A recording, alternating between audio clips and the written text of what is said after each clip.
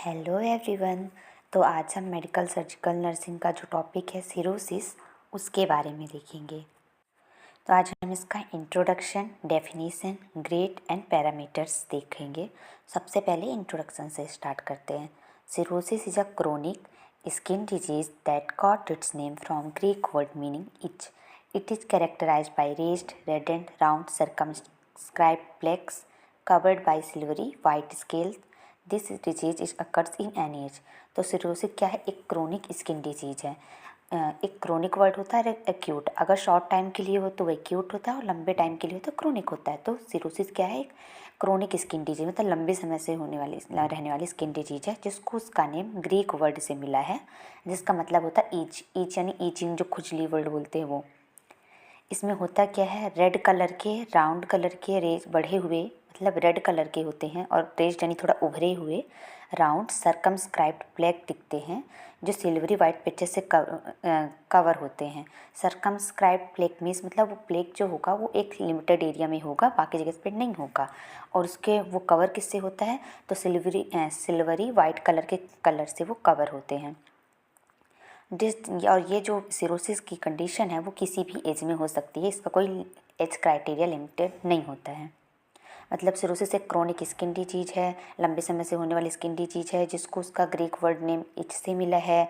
इसमें red colour की raise यानी उभरे हुए और राउंड कलर के सर्कमस्क्राइब्ड प्लेग दिखाई देंगे, जो कि सिल्वरी वाइट स्केल से कवर होते हैं। मतलब सिल्वर वाइट कलर की उसके ऊपर पट्टी टाइप की दिखाई देगी। और ये डिजीज किसी भी एज में हो सकती है। अब देखेंगे इसकी definition. A chronic inflammatory disease of skin characterized by altered epidermal growth and differentiation with multiple vascular and immunologic abnormalities।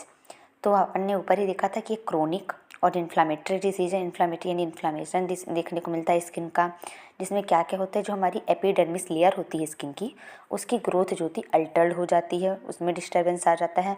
और जो वेस्कुलर चेंजेस है उसमें डिफ्रेंसिएशन हो जाता है, उसमें चेंजेज आ जाते हैं। और इम्यूनोलॉजिक एबनॉर्मलिटी आ जाती है। इम्यूनोलॉजिकल जो सिस्टम है उसमें भी एबनॉर्मलिटी आ जाती है, क्योंकि ये ऑटो इम्यून डिसीज के कारण भी हो सकता है।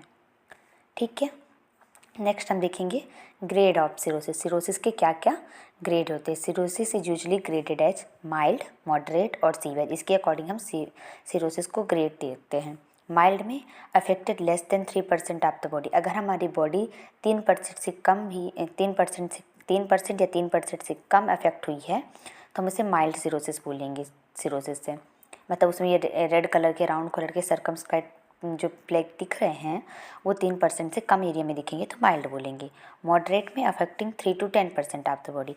अगर जो ये सिरोसिस हुआ है वो 3 से 10% हमारी बॉडी में हुआ है तो उसे मॉडरेट बोलेंगे। और सीवियर किसे बोलेंगे? More than 10%। 10% से ज़्यादा हमारी बॉडी इफेक्ट हुई है तो सीवियर। 3% से कम हमारी बॉडी इफेक्ट हुई है सिरोसिस से तो माइल्ड। 3 से 10% के बीच में हमारी बॉडी इफेक्ट हुई है सिरोसिस से मॉडरेट। और सीवियर यानी 10% से भी ज़्यादा इफेक्ट हुई है हमारी बॉडी। नेक्स्ट हम देखेंगे इसके parameters. The severity measured in 4 different parameters. जो सिरोसिस होती है उसकी जो सीवियर कंडीशन होती है उसको मेजर करने के लिए 4 पैरामीटर्स होते हैं। ईचिंग तो आप सबको पता है, यानी खुजली होना। एरिथेमा यानी रेडनेस, रेड कलर के स्पॉट दिखाई देंगे। स्केलिंग यानी वहाँ की जो स्किन होगी उसमें चेंजेज आ जाएंगे। थिकनेस यानी cirrhotic skin is thicker than normal skin. जो सिरोसिस वाली स्किन होती है, जो हमारी नॉर्मल स्किन होती है उससे ज़्यादा मोटी होती है। तो पहले तो ईचिंग, दूसरा रेडनेस, तीसरा स्केलिंग और चौथा थिकनेस। ये इसके पैरामीटर्स हो गए। नेक्स्ट हम देखेंगे इसके कॉजेज एंड रिस्क फैक्टर्स क्या हैं। तो कॉजेज में पहला है फैमिली हिस्ट्री। वही जेनेटिक प्रिडिस्पोजन यानी कि जेनेटिकली आ गया हो, फैमिली में पहले किसी को रहा हो, उससे उसके कारण हुआ है पेशेंट को। Environmental factor. इन्वायरमेंटल फैक्टर में सीजनल चेंज, सनबर्न और सनलाइट।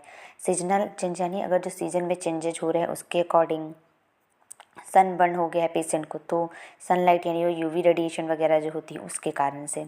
Hormonal fluctuation. हार्मोनल में जो डिस्टर्बेंस हो रहा है थोड़ा बहुत। स्टेरॉयड विथड्रॉल, अगर स्टेरॉयड में का विथड्रॉल हो गया तो अगर पेशेंट ऐसे ड्रग्स ले रहा है जैसे कि कॉर्टिकोस्टेरॉइड्स, लिथियम, तो उसके कारण भी सिरोसिस हो सकता है। कोबनर्स रिएक्शन। कोबनर्स रिएक्शंस क्या होता है? Lesson results from trauma and trauma after surgery. अगर किसी भी ट्रॉमा, इंजरी वगैरह के कारण लेसन बनी है या तो सर्जरी में के कारण जो ट्रॉमा हुआ है उससे लेसन्स बने हैं तो उसे कोबनर रिएक्शन में कहते हैं। उससे भी सिरोसिस हो सकता है। Immune mediated disorder, excessive reproduction of skin cell as secondary factor, जो स्किन की जो सेल है वो बहुत फास्ट ग्रोथ कर रही है, उसके कारण भी सिरोसिस हो सकता है। Viral and bacterial infection, people with HIV are more likely to develop cirrhosis, ऐसे लोग जो ऑलरेडी HIV पॉजिटिव हैं, उनका इम्यून सिस्टम तो वीक होता है, तो उनको ज़्यादा चांसेस होते हैं सिरोसिस होने की। फैमिली हिस्ट्री में देखा, फैमिली में अगर किसी को रहा हो। इन्वायरमेंटल फैक्टर में देखा, अगर सीजन में चेंज आ रहे हो, पेशेंट को सनबर्न हो गया हो, या तो सनलाइट में जो UV रेडिएशन वगैरह होती है उसके कारण। हार्मोन फ्लक्चुएशन में स्टेरॉइड जो हार्मोन होता है उसके कारण। अगर आप कॉर्टिकोस्टेरॉइड लिथियम ड्रग्स ले रहे हैं तो उसके कारण हो सकता है। कॉबनर्स रिएक्शन में हमने देखा कि किसी भी ट्रॉमा के कारण जो लेशंस बन रहे हैं, इंजरी वगैरह से कोई हुई है, उसको फिजिकल ट्रॉमा हुआ है, उससे लेशंस बन रहे हैं तो सिरोसिस हो सकता है। या सर्जरी के टाइम पे जो ट्रॉमा हुआ पेशेंट को, उसके कारण भी सिरोसिस हो सकती है, तो ये कॉबनर रिएक्शन में आएगा। इम्यून मेडिएटेड डिसऑर्डर में हमने देखा, जो हमारी स्किन सेल है वो जो नॉर्मल ग्रो कर रही है, नॉर्मल रिप्रोड्यूस कर रही है, उससे ज़्यादा अगर रिप्रोड्यूस करी, एक्सेसिव रिप्रोड्यूस कर रही है, उसके कारण भी सिरोसिस हो सकता है। वायरल एंड बैक्टीरियल इन्फेक्शंस में हमने देखा कि ऐसे लोग जो HIV पॉजिटिव है, उनका इम्यून सिस्टम ऑलरेडी वीक होता है, तो उनको सिरोसिस होने के चांसेस होते हैं। तो आज हमने सिरोसिस का इंट्रोडक्शन, डेफिनीशन, ग्रेड, पैरामीटर्स और कॉजेस देख लिए। नेक्स्ट पार्ट में हम इसके टाइप्स वगैरह देखेंगे। आई होप आपको मेरी वीडियोज पसंद आ रही हूँ, तो please like, share and subscribe my channel. Thank you.